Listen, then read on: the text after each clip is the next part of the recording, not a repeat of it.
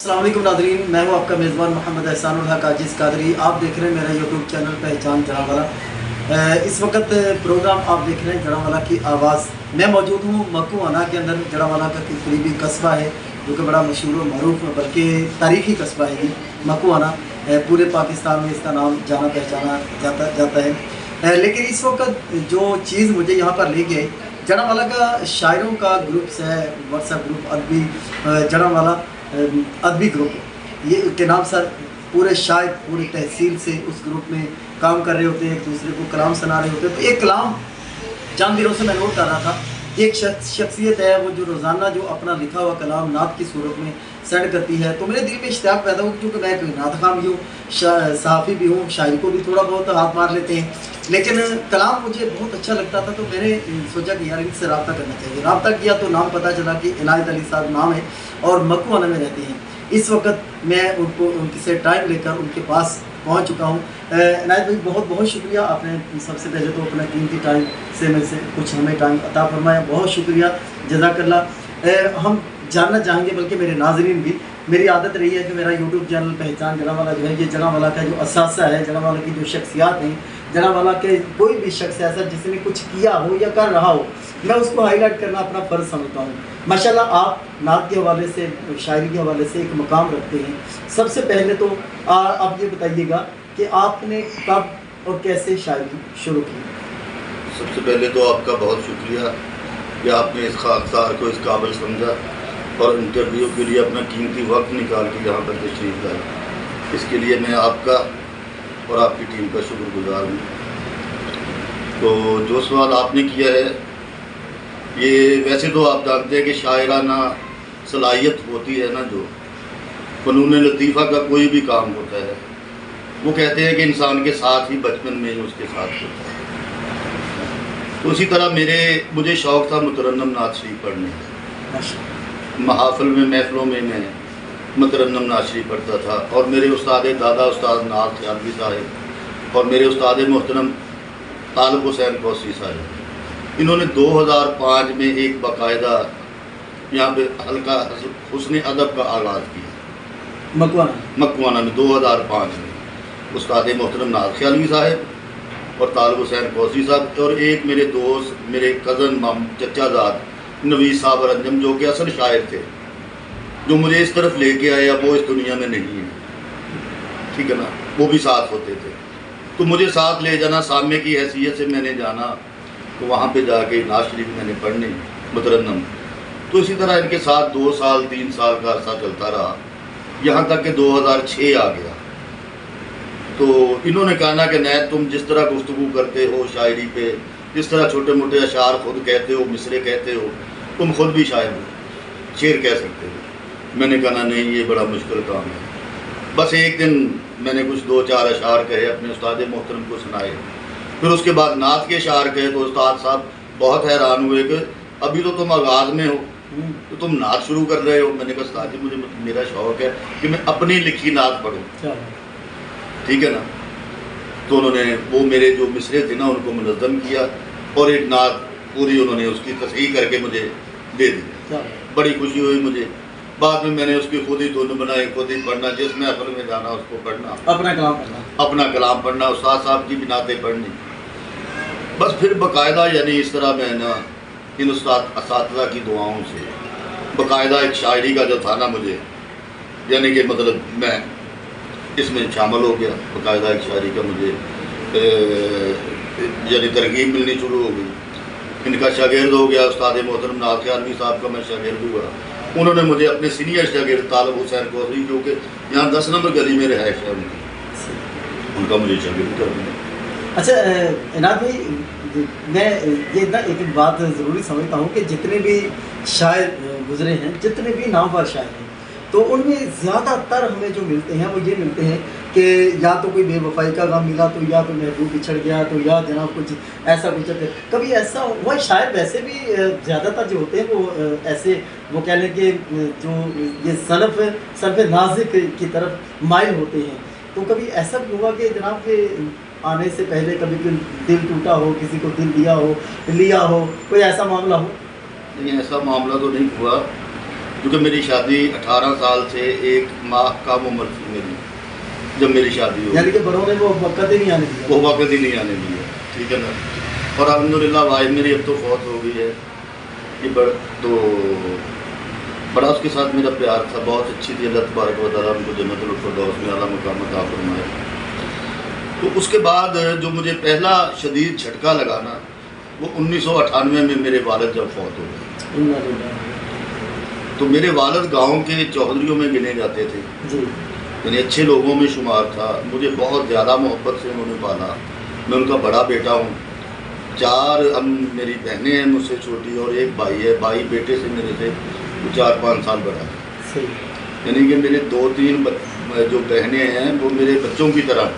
सही सही। बस ये बड़ा सदमा मिला मुझे कि मेरे वालिद साहब जो थे इस दुनिया से चले गए।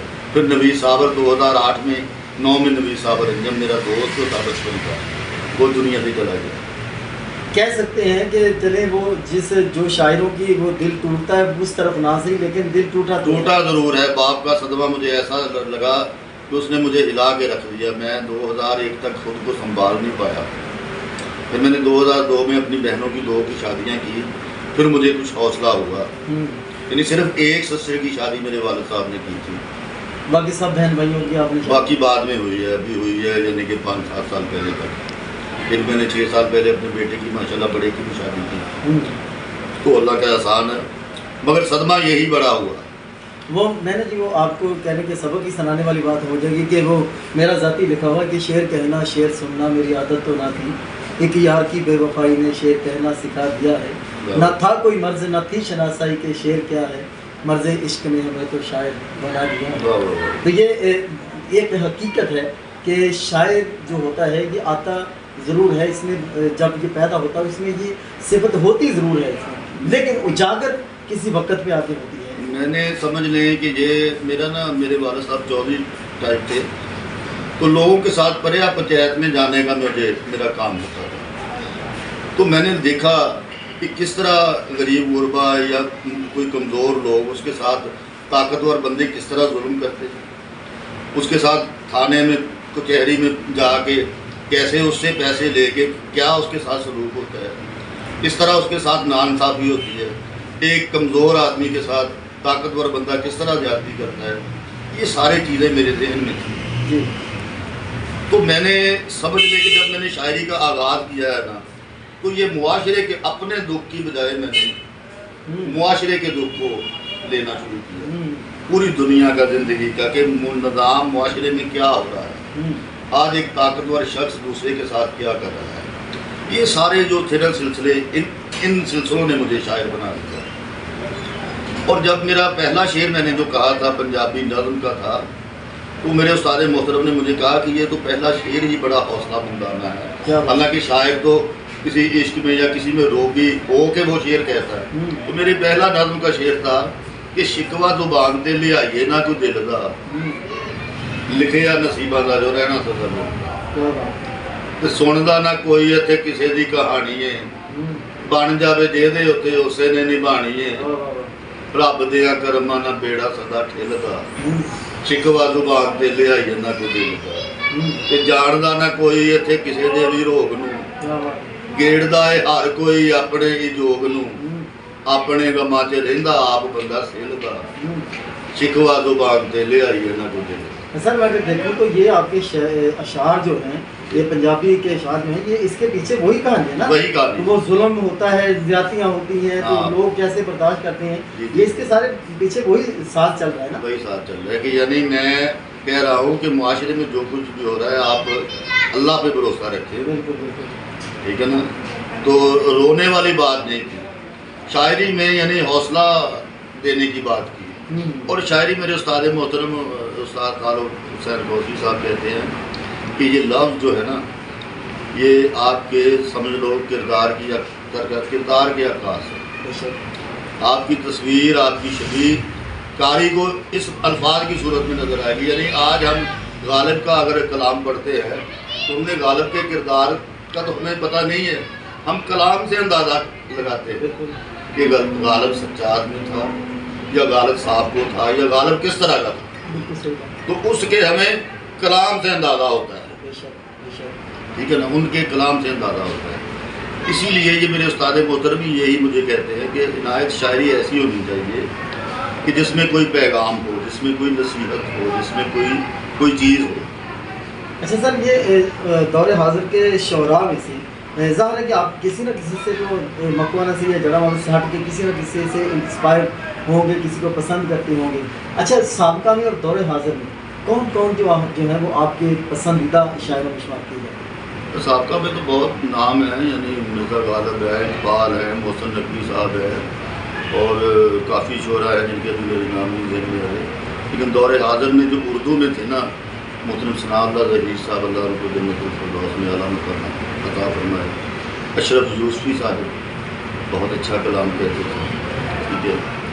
اور مقصود وفا صاحب فیصل آباد کا بہت بڑا نام ہے، بہت پیاری غزل کرتے ہیں. انجم سلیمی صاحب بہت پیاری غزل کہتے ہیں. پنجابی میں محمود سرمد صاحب ہے، اور وہ آزاد نقیبی صاحب ان کا پنجابی میں بہت کام ہے، جی جی، بہت ورک کیا انہوں نے، بہت سارا ان کا سالانہ انعامات بہت سارے شعراء کو دیتے ہیں. پنجابی میں اگر بات کی جائے تو میرا خیال ہے ابو ظہری کے بغیر بھی نام میں کہتا ہوں ان کا بہت نام ہے. میں نے ابو ظہری، کیا بات ہے، میں نے ان کا مشاعرہ بھی ان کے ساتھ سنا ہے. ان کے شاگرد بابا جگنو ابیر تھا، بالکل، ان کے شاگرد ارشد بیلی، کیا بات، ٹھیک ہے نا. ان کا ہے ارباب قلم، جن میں محترم کوثر علیمی صاحب بڑے سینئر ہمارے شاعر ہیں، لیکن نصرت صدیقی صاحب بہت سینئر شاعر ہیں. اور ایک نیا گروپ ہمارا بنا ہے وہ پیغام محبت، اس میں لڑکا عامر ہے اور مشتاق ہے، اور وہ دوسرا اپنا عمران صاحب ہے. کافی لڑکے ہیں یعنی کہ جو نئے لکھنے والے ہیں، بہت اچھا کلام لکھ رہے ہیں. اچھا سر، آپ پنجابی میں بھی جڑا والا میں بھی ہے، وہ پروفیسر صاحب ہے، وقار شاہ صاحب ہے، ریاض خلجی صاحب ہے، ان کا بھی ایک اپنا نام ہے، فاروق حسین ہے، بہت اچھا لکھتا ہے، بہت اچھا لکھتے ہیں. اس لیے جڑا والا بھی کافی نام ہے جو ابھی میرے اپنی ذہن میں نہیں بھی آ رہے، ان سے معذرت خواہ ہوں. اچھا، یہ آپ نا مجازی لکھتے رہے لیکن اچانک آپ نے صرف نعت کو اپنا لیا. اس کی کیا وجہ تھی کہ نعت ہی کے ہو کر رہ گئے؟ اور میں جہاں پر آیا بیٹھا ہوں تو میں بھی اسی وجہ سے کہ آپ کی نعتیں جو روزانہ میں دیکھتا ہوں، پسند کرتا ہوں، ان کو دیکھتا ہوں، اس میں آج آپ نے دیکھا کہ میں نے ایک شعر نیچے آپ کو کمنٹ کیا تھا، تو وہ بڑا مجھے زبردست شعر لگا. تو نعت کی طرف آپ کا کیسے آنا؟ اور پہلے تو یہ بھی تھا نا کہ آپ کا کاروبار بھی کچھ ایسا تھا کہ جناب وہ جو میرا خیال ہے کہ غیر شرعی تھا، بالکل ہی غیر شرعی تھا، تو پھر اس کو چھوڑا، اور تو چھوڑ کر بالکل کہہ رہا ہوں کہ بادشاہی کو چھوڑ کر فقیری کو اپنایا، تو پھر آپ کو وہ کیسا لگا؟ اور پھر نعت کی طرف آپ کیسے آئے؟ یہ بس نا ایک تو جیسے ہوتا ہے نا کہ اللہ تبارک و تعالیٰ کہتے ہیں کہ جو مجھ سے ہدایت کا تعلق ہوتا ہے میں اسے ہدایت ہوتا ہوں. تو یہ چیز تو میرے اندر چل رہی تھی پہلے ہی کاروباری لحاظ سے بھی. تو آج سے نا مجھے سانس کا پرابلم شروع ہو گیا، پہلے بھی تھا. معذرت کے ساتھ میرے ناظرین کسی بدگمانی کا شکار نہ ہو جائے تو میں یہ کلیئر کرنا چاہوں گا کہ وہ غیر شرعی کام کیوں تھا کہ آتش بازی کا کام عنایت صاحب کیا کرتے تھے. آتش باز بہت زیادہ پورے فیصل آباد میں کام کر رہے ہیں، لیکن یہ چونکہ یہ کاروبار شریعت کے خلاف ہے تو اس لیے میں اس کو غیر شرعی کہا ہے کہ میں نے وضاحت اس لیے کی، خدا نہ خاصا کوئی یہ نہ سمجھے پتہ نہیں عنایت صاحب شراب بھی اچھا ایسی بات نہیں ہے. اچھا تو یہ کاروبار بھی ہمارا خاندانی کاروبار ہے، میرے والد صاحب بھی یوں کرتے ہیں. اچھا 3-4 سال پہلے نا مجھے نعت کی طرف، مجھے مترنم پڑھنے کے سے نعت کی طرف رجحان تو میرا تھا ہی، لیکن جب میں زیادہ بیمار ہوا نا، بہت زیادہ بیمار ہو گیا، میرے بیٹے ہاسپٹل لے کے گئے، میں کوئی 1 منتھ ہاسپٹل میں رہا ہوں، آج سے 1.5 سال پونے 2 سال پہلے. جب واپس آیا نا اس وقت، حالانکہ میری وائف اس وقت فوت ہو گئی تھی، جب میں واپس آیا ہوں نا تو اپنی زندگی کا رخ میں نے آج سے 5-6 سال پہلے بدل دیا تھا. اچھا، کہ یہ کاروبار کو میں نے تھوڑا سا پیچھے کر دیا، اس میں جائز منافع لینا شروع کر دیا. یعنی اس میں نے آپ کو پہلے بھی بتایا کہ میں نے تنگیاں بعد میں بڑی سچی بات بتانی شروع، گاہک کو سچی بات بتانی شروع کر دی کہ بیٹا یہ چلے گا، یہ نہیں چلے گا، یہ چیز ہے یہ نہیں ہے. زیادہ مال ہم نے خرید کے بیچنا شروع کر دیا. میرے بچے اور کام کرتے تھے، فیکٹریوں میں مزدوریاں کرتے تھے، بھائی میرا رنگ کا کام کرتا تھا. ابھی بھی میں نے اپنے بچوں کو یہ کام نہیں سکھایا، حالانکہ ہمارا خاندانی کام ہے، ہمارے 500 کے قریب شاگرد ہے. مگر جب میں بیمار ہو کے واپس آیا نا تو میں نے سوچا کہ یار عنایت غزلیں کہہ کے دنیا کو تو راضی کر رہے ہو، لیکن اپنی آخرت سنوارو، جو کچھ ہو چکا ہے نا اللہ سے اس کی معافی مانگو، ٹھیک ہے نا؟ تو اب زندگی کا کوئی بھروسہ نہیں ہے، جیسے تم یکدم بیمار ہو گئے ہو تو یہ تو اللہ تبارک و تعالیٰ، میں جب وہاں پہ اسٹریچر پہ لیٹا تھا نا مجھے لے کے گئے تھے تو اس طرح میں لیٹا ہوا تھا، تو عصر کی نماز کا وقت تھا، تو میں نے اس کو نا اپنے ساتھ جو لڑکا تھا میں نے کہا میرا رخ عصر کی طرف کرو، تو قبلہ کی طرف کرو، اور مجھے شام کا وقت ایسے نظر آ رہا ہے جیسے میرا آخری وقت آ گیا ہے۔ تو میں نے نا اتنی تکلیف میں وہ ہوں تو میں نے ایک دعا کی کہ یار میرے اللہ میں اپنی زندگی کو جتنا درست کر سکتا تھا میں نے کیا، میں نے اپنا سارا کچھ ترک کر کے تیری طرف آ گیا، تیرے حبیب کی طرف آ گیا، ٹھیک ہے، تیرے حبیب کی اتباع کی طرف آ گیا، تو اب میرے اللہ میں اس سے بہتر تو اپنے آپ کو نہیں کر سکتا، اپنی زندگی اپنی جان اپنا سب کچھ تیرے حوالے کر دیا۔ تو میرے اللہ میں تو نعت میں لکھتا ہوں کہ درود پڑھنے سے مشکلیں آسان ہو جاتی ہیں، اللہ کے نبی کا ذکر کرنے سے مشکلیں آسان ہو جاتی ہیں، تسبیح پڑھنے سے مشکلیں آسان ہو جاتی ہیں۔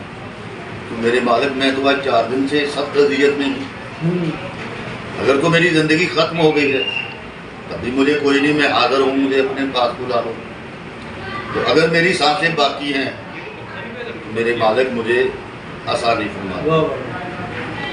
اچھا یہ دعا میں نے نا جیسے ہی میرا قبلہ اس نے رخ کیا ہے تو نرس کہنے لگی آپ نماز نہیں انکل پڑھ سکتے، آپ کو پتہ ہے کہ آپ تو سجدہ کر ہی نہیں سکتے۔ میں نے کہا بیٹی میں اشارے سے پڑھ سکتا ہوں، اس نے کہا ہاں اشارے سے پڑھ سکتے ہو۔ اچھا میں نے وہ عصر کی نماز نا اشارے کے ساتھ پڑھی، لڑکی نے کہا انکل آپ نے گردن نہیں نیچے کرنی، وہ جو میری ڈاکٹر تھی، میں نے کہا نہیں کرتا، اشارے کے ساتھ پڑھنے کے بعد میں میرے اندر یہی دعا چلتی رہی۔ جیسے ہی ہم وہ ایکس رے وغیرہ کروا کے آئے ہیں تو لیڈی ڈاکٹر نے مجھے کہا کہ ڈاکٹر صاحب یہ جو آپ ڈرپ کو اتار کے گئے ہیں یہ کیوں گئے؟ میں نے کہا آپ کی ڈاکٹر نے کہا تھا کہ آپ وہاں رپورٹ کروا کے آئے، اس نے کہا یہ ساتھ ہی لگی رہنی تھی، یہ تو آپ کے سانس کے لیے تھی، اسی نے تو آپ کا سانس درست کرنا تھا۔ وہ جیسے ہی اس نے لگائی ہے نا جی میرا 10 منٹ بعد یہ آپ لگا لیں کہ مغرب کی نماز میں صرف 20 منٹ تھے اس وقت، جیسے ہی مغرب کی اذان ہوئی میرا 100% سانس درست ہو گیا، جو کہ 3 دن سے نہیں ہو رہا، یہ بالکل کلیئر بات ہے۔ اچھا پھر میں نے کوئی کسی کو نہیں دیکھا، اب نرس مجھے وہی چیک کرنے آ رہی ہے، ادھر مغرب کی اذان ہو رہی ہے، جیسے ہی اذان ختم ہوئی ہے میں نے پہلے تو مغرب کی نماز پڑھی، پھر میں نے شکرانے کے نفل پڑھے وہیں پہ۔ جب doctor I lady doctor I تو میں نے کہا بیٹی اب میں بالکل درست، وہ پہلا موقع تھا کہ 4 دن بعد مجھے یعنی اس طرح پورا سانس ہے، تو بس پھر تو میرا جو تھا نا ذہن میں نے وہیں بیٹھے پھر 2 نعتیں لکھی۔ ڈاکٹر جب آیا ڈاکٹر نے کہا کہ بابا جی آپ سانس کے مریض ہیں، میں جب بھی آتا ہوں آپ موبائل پہ مصروف ہوتے ہیں، کیا دیکھ رہے ہیں؟ میں نے کہا میں موبائل پہ دیکھ نہیں رہا، میں نعت لکھ رہا ہوں، نہیں اور میں نعتیں لگاتا ہوں اور غزلیں لگاتا ہوں، میں ایک شاعر ہوں۔ تو ابھی میں نے شکرانے کی ایک نعت لکھی ہے اور ایک میں نے ویسے نعت لکھی ہے۔ اس نے کہا آپ کیسی طبیعت محسوس کر رہے ہیں؟ میں نے کہا اچھی ہے، اس کی نعت سنا سکتے ہیں مجھے؟ میں نے کہا سنا سکتا ہوں۔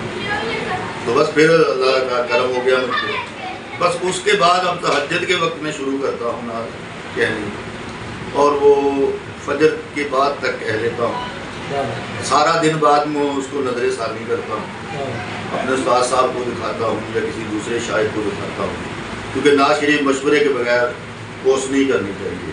حضرت امام احمد رضا خان علیہ الرحمن کہتے ہیں کہ نعت لکھنا تلوار پر چلنے کے برابر ہے، بے شک تھوڑا سا کم کر دیا تب بھی گئے، زیادہ کر دیا تو خدا کے ساتھ ملا دیا تب بھی گئے۔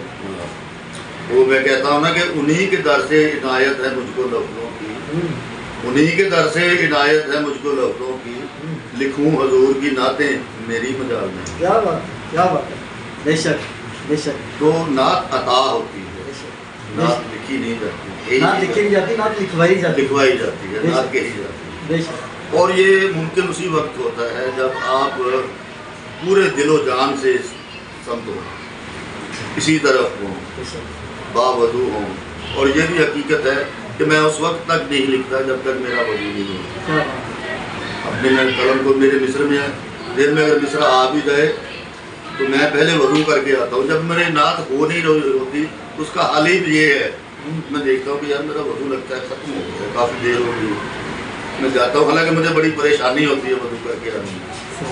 وضو کر کے آتا ہوں پھر بیٹھتا ہوں تو وہ خود ہی مصرے مجھے اللہ تبارک و تعالیٰ کی ذات سے، اللہ کے حبیب سے خود ہی مصرے عطا ہو جاتا ہے. ابھی کوئی نعت کا جو آپ نے کوئی جو پسند ہوتا ہے اپنے کلام میں سے کچھ کلام پسند نہیں ہوتے ہیں؟ میں آپ کو نا سب سے پہلے پنجابی کے 2-4 اشعار سناؤں گا کہ اکھیاں تے ایک وار عنایت ہو جاوے، اکھیاں تے ایک وار عنایت ہو جاوے، آقا دا دیدار عنایت ہو جاوے، کہ طیبہ شہر دی مٹی چومنی چاہنا وا، طیبہ شہر دی مٹی چومنی چاہنا وا، جے تہاڈی سرکار عنایت ہو جاوے. طیبہ شہر دی مٹی چومنی چاہنا وا، جے تہاڈی سرکار عنایت ہو جاوے، کہ دنیا جھک جھک چومدی اودے قدماں نوں، دنیا جھک جھک چومدی اودے قدماں نوں، جنوں تہاڈا پیار عنایت ہو جاوے، تے تہاڈے در تو خیر عنایت جد منگے، تہاڈے در تو خیر عنایت جد منگے، مینوں منگدیاں سار عنایت ہو جاوے. اکھیاں تے ایک وار عنایت ہو جاوے، آقا دا دیدار عنایت ہو جاوے. اور ایک نعت ہے کہ اردو کی شہادت ہے، جب بھی آقا کی بات ہوتی ہے، جب بھی آقا کی بات ہوتی ہے، سرنگوں کائنات ہوتی ہے. جب بھی آقا کی بات ہوتی ہے، سرنگوں کائنات ہوتی ہے، ان کی رحمت سے دن نکلتا ہے، ان کی رحمت سے دن نکلتا ہے، ان کی شفقت سے رات ہوتی ہے. اور ورد صلی اللہ کا کرنے سے، ورد صلی اللہ کا کرنے سے مشکلوں سے نجات ہوتی ہے. ورد صلی اللہ کا کرنے سے مشکلوں سے نجات ہوتی ہے. آنکھ برسی میری عقیدت سے، آنکھ برسی میری عقیدت سے، بہتے اشکوں سے نعت ہوتی ہے. آنکھ برسی میری عقیدت سے، بہتے اشکوں سے نعت ہوتی ہے. اور آدمی جب درود پڑھتا ہے، آدمی جب درود پڑھتا ہے، ساتھ اللہ کی ذات ہوتی ہے. آدمی جب درود پڑھتا ہے، ساتھ اللہ کی ذات ہوتی ہے. دل مچلتا ہے پھر عنایت ہو، دل مچلتا ہے پھر عنایت ہو، جب مدینہ کی بات ہوتی ہے. دل مچلتا ہے پھر عنایت ہو، جب مدینہ کی بات ہوتی ہے. جب بھی آقا کی بات ہوتی ہے، سرنگوں کائنات ہوتی ہے. اچھا میں یہاں پر نا تھوڑا سا ایک شعر آپ نے بولا کہ جب بھی آدمی درود پڑھتا ہے، آدمی جب درود پڑھتا ہے، آدمی جب درود پڑھتا ہے تو ساتھ اللہ کی ذات ہوتی ہے. تو یہ عنایت صاحب کا کہنا نہیں ہے، بلکہ قرآن کہتا ہے ان اللہ وملائکتہ یصلون علی النبی یا ایھا الذین آمنوا صلوا علیہ وسلموا تسلیما. ترجمہ اس کا کنز الایمان میں امام احمد رضا خان علیہ رحمۃ الرحمن عاشقوں کے امام، آپ نے یہ کیا کہ بے شک اللہ اور اس کے فرشتے، اللہ اور اس کے فرشتے درود بھیجتے ہیں اس غیب بتانے والے نبی پر.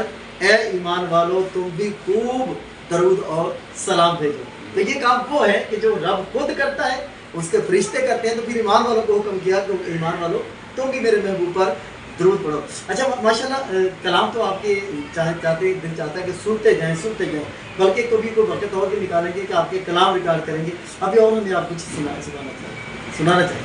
جی میں نعت ہی ابھی آپ کو سناؤں گا کہ دل میں بسی ولائے شہ ذی وقار ہے، دل میں بسی ولائے شہ ذی وقار ہے، کتنی عطائے رحمت پروردگار، کتنی عطائے رحمت پروردگار ہے. ان کی اطاعت میں ہوں بسر، دن رات میرے ان کی اطاعت میں ہوں بسر، صدقے سے جن کے گردش لیل و نہار ہے. دن رات میرے ان کی اطاعت میں ہوں بسر، صدقے سے جن کے گردش لیل و نہار ہے، اور نور خدا جہاں بھی کہیں منکشف ہوا، نور خدا جہاں بھی کہیں منکشف ہوا، نور مبین نبی کا وہیں آشکار ہے۔ واہ واہ واہ واہ واہ واہ واہ واہ۔ نور خدا جہاں بھی کہیں منکشف ہوا، نور مبین نبی کا وہیں آشکار ہے، اور اطہر بدن سے عرق معطر عطا ہوا، کیا بات ہے۔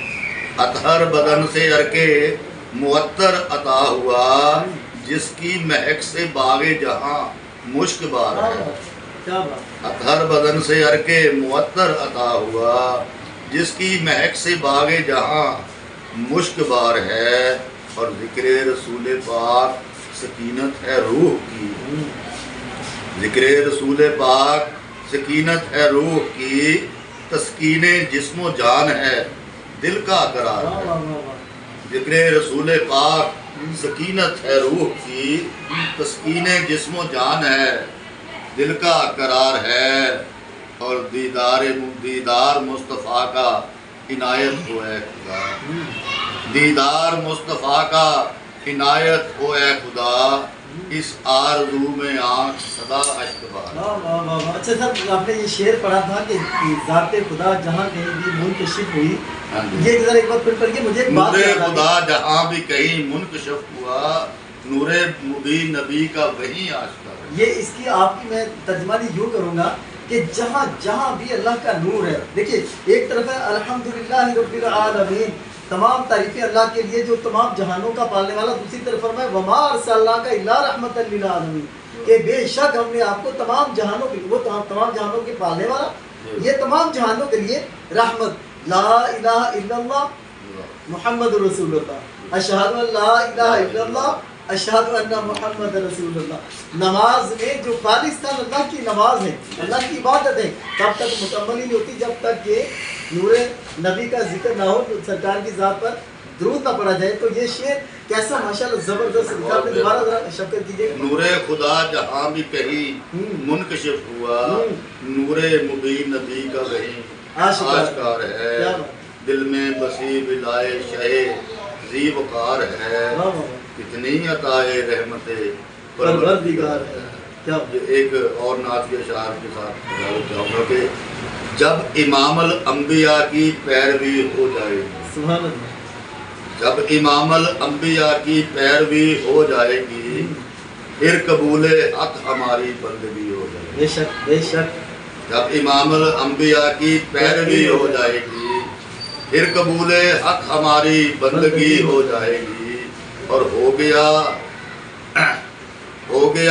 افکار احمد کا عطا عرفاں اگر، ہو گیا افکار احمد کا عطا عرفاں اگر، فکر کو ایمان کی حاصل آگہی ہو جائے گی، بالکل، اور علم کی سینوں کو حاصل روشنی جب ہو گئی، علم کی سینوں کو حاصل روشنی جب ہو گئی، دور ساری جہل کی پھر تیرگی ہو جائے گی، اور اتباع ہادی برحق میں گزرے گی اگر، اتباع ہادی برحق میں گزرے گی اگر، زندگی ہر زاویے سے زندگی واہ واہ واہ واہ واہ، اتباع ہادی برحق میں گزرے گی اگر، زندگی ہر زاویے سے زندگی ہو جائے گی، اور حمد نعت و منقبت تحریر جب کرنے لگے، اپنی بخشش کا وسیلہ شاعری ہو جائے گی، حمد نعت و منقبت تحریر جب کرنے لگے، اپنی بخشش کا وسیلہ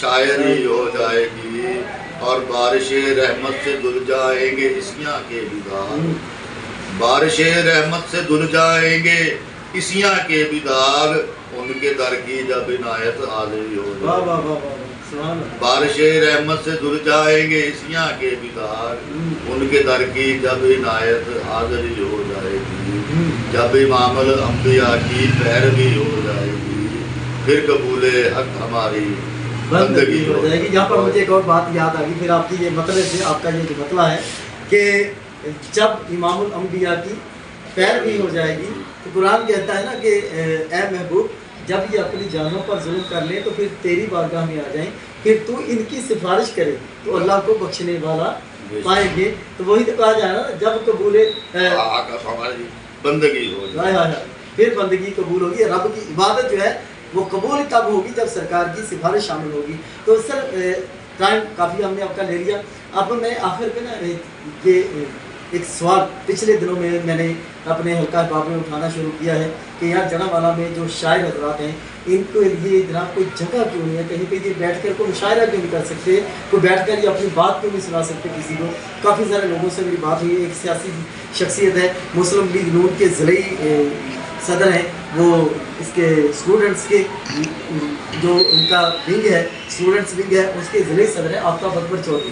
پچھلے دنوں جمعے کے دن میری ان سے ملاقات ہوئی, ایک جگہ پہ ہم اکٹھے تھے تو اس نے وعدہ کیا کہ اسپورٹس کمپلیکس جناوالا میں ہم انشاءاللہ شاعروں کے لیے کچھ نہ کچھ کرتے ہیں اور وہاں پر ماہانہ جو ہے وہ پروگرام شروع کرواتے ہیں. شاعری کے حوالے سے حکومتوں نے ساری جتنی حکومتیں سب نے سب شعبوں کو دیکھا, لیکن شاعری ایسی کیوں یتیم رہ گئی کہ اس کی طرف کسی نے دیکھنا دوبارہ نہ کیا. حالانکہ جو شاعری ہے یہ بادشاہوں کا کام ہے. بہادر شاہ ظفر کو دیکھ لیا جائے اور پیچھے بھی جا کر طریق کو اٹھا کر دیکھیں تو بادشاہوں کے درباروں میں بادشاہوں کی محفلوں میں شاعری کو جگہ ملتی تھی, شاعر شعراء کو سنا جاتا تھا. بلکہ امام الانبیاء کے دور کو ہم دیکھیں تو میرے آقا صلی اللہ علیہ وسلم یہ حسان بن ثابت کو اپنے ممبر پر کھڑا کرتے ہوئے فرماتے ہیں حسان اس پہ کھڑے ہو کر میری تعریف بیان کرو. تو شاعر ہر دور میں محترم رہے ہیں, لیکن آج کے دور میں آ کر یہ اتنے کیوں بے بس ہو گئے, کیوں مجبور ہو گئے کہ ان کی طرف کوئی نظر ہی نہیں ہے, کوئی حکومت ان کو دیکھتی نہیں. اس والے سے آپ کیا کہیں گے؟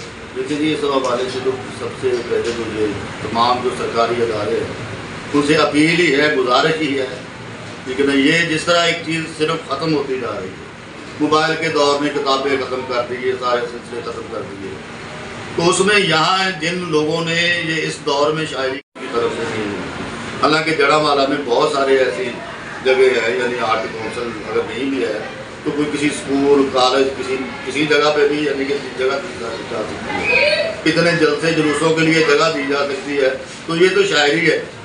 اچھا حالانکہ یہی لوگ ہیں, اگر ہم علم کی بات کریں تو علم انہی لوگوں سے آ رہا ہے نا. ادیب مفکر جتنے بھی ہیں, ہماری کتابیں جو لکھ رہے ہیں ان کے پس پردہ اردو کی کتابیں جو لوگ اردو ایم اے کر رہے ہیں, ایم فل کر رہے ہیں, یا اسلامیات میں کر رہے ہیں, یا عربی میں کر رہے ہیں, یا یہ اساتذہ یہی لوگ ہیں, یہ شعراء ہی ہے نا جو سبھی تعلیم دیے ہوئے ہیں, ہماری کتابیں چھپ رہی ہیں, ہمارے نصاب چھپ رہے ہیں. تو اس لیے حکومت سے میری تو اپیل ہی ہے, یعنی کہ جڑاوالا کو ضرور کوئی نہ کوئی ایسی جگہ فراہم کرنی چاہیے. بہت بڑا حلقہ ہے وہاں پہ, ابھی وہاں وہ ریاض نعت کے حوالے سے ریاض خلجی صاحب نے بہت بڑی تنظیم کا آغاز کیا ہے, تو کم از کم چلے شاعری کے لیے نہ صحیح ایسی جگہ تو دیں جہاں پہ ہم مہینے میں ایک بار نعت منقبت ہی پڑھی جا سکتی, نعت منقبت بھی پڑھی جا سکتی. لیکن یہ انشاءاللہ نا آفتاب اکبر چودھری میرا بہت اچھا دوست ہے, اس سے میں نے بہت سارے کام پہلے بھی لیے ہیں. اپنا ذاتی کام الحمدللہ آفتاب کو بھی پتا ہے کہ میں نے آج تک ذاتی کام کبھی نہیں لیا, لیکن میں نے بہت سارے معذوروں کے لیے اس سے فنڈ منظور کروائے, نواز شریف سے, شہباز شریف سے, بہت سارے مریضوں کے میں نے علاج کروائے اس کے ذریعے سے, میاں شہباز شریف سے, میاں نواز شریف سے.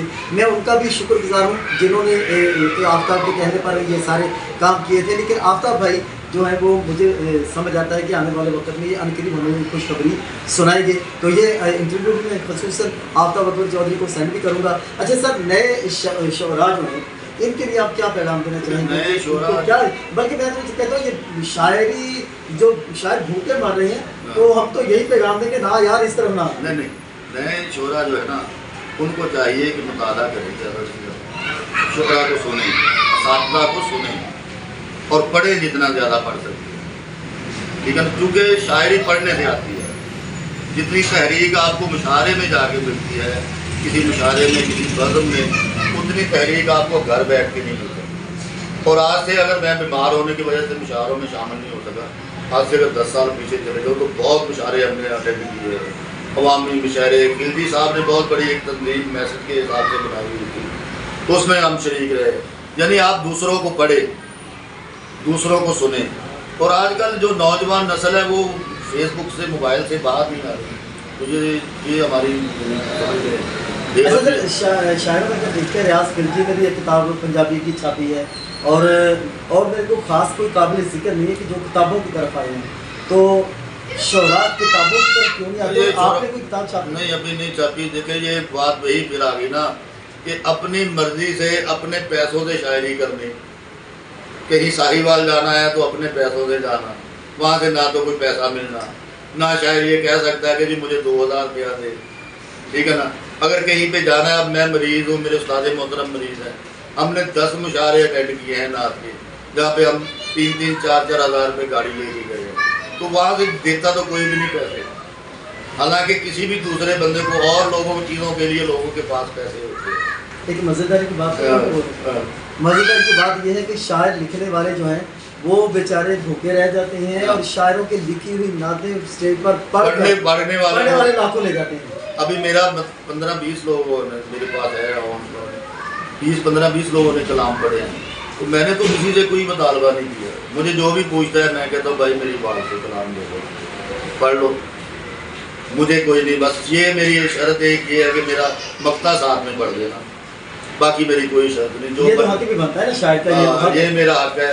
बाकी जहाँ मर्जी जो मर्जी मेरा कलाम पढ़ ले, मुझे किसी से कोई एतराज़ नहीं, कोई पैसे की मुझे तलब नहीं, ना ही मैं किसी से कहता हूँ कि ये मेरी वीडियो शेयर करो, क्योंकि मुझे इसका सिला अल्लाह और अल्लाह के रसूल से चाहिए, ना तो मुझे दुनियावी दौलत की तलब है। और अगर शायर बेचारा नहीं आ सकता शायर की तरफ, उसके पास इसकी अमाउंट ही नहीं है। अभी यहाँ पे वो मुनव्वर शकील साहब है, जूतों का कारोबार करते हैं, पंजाबी में माने हुए शायर है, ठीक है ना। इस तरह वारिस अली वारिस साहब है, उनका भी एक नाम है। मेरे 2-3 इंटरव्यू वारिस अली वारिस भाई ने भी किए, बहुत अच्छे मिले। आपने 6 किताबें छपवाई, उन्होंने कहा कि जी आपकी किसी ने मदद की, उसने कहा जी मदद यही है कि मैंने अपना और अपने बच्चों का पेट काट के जूतियाँ सी।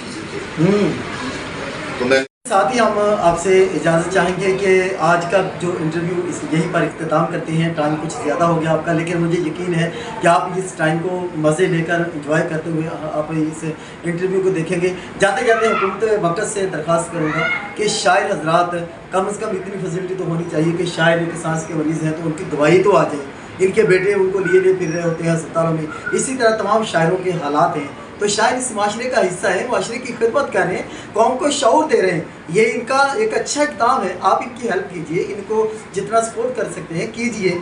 हमें बहुत सारे शिकवे हैं हुकूमतों से, मज़दूरों के लिए आप कुछ नहीं कर रहे, शायर हज़रात के लिए कुछ नहीं कर रहे, चूँकि यहाँ पर शायर और मज़दूर बैठे दोनों शोबे इस वक्त मैं देखता हूँ कि कुछ भी नहीं कर रहे। तो अभी ये इतने खुदाने के ऐसे नहीं करेंगे, मर जाएंगे, ऐसे नहीं करेंगे, तो ऐसा करना हमें आता भी नहीं है, लेकिन आपको सोचना चाहिए। नाज़रीन, इसके साथ ही इजाज़त दीजिए, फिर कभी मिलेंगे इंशाल्लाह नए प्रोग्राम के साथ, नई शख्सियत के साथ। जब तक मैं कोई नया प्रोग्राम नई शख्सियत के साथ आपके सामने दोबारा हाज़िर नहीं होता, तब तक के लिए अपने मेज़बान मोहम्मद एहसानुल हक आजिज़ कादरी को इजाज़त दीजिए। हाँ, अगर आपने मेरा चैनल सब्सक्राइब नहीं किया तो चैनल को सब्सक्राइब कर दीजिए और आल पर प्रेस करके बेल आइकन को दबाकर आल पर प्रेस कर दीजिए, ताकि मेरी आने वाली हर वीडियो आप तक पहुँचती रहे। अल्लाह हम सब का हामी नासिर। फिर मिलेंगे। पाकिस्तान जिंदाबाद।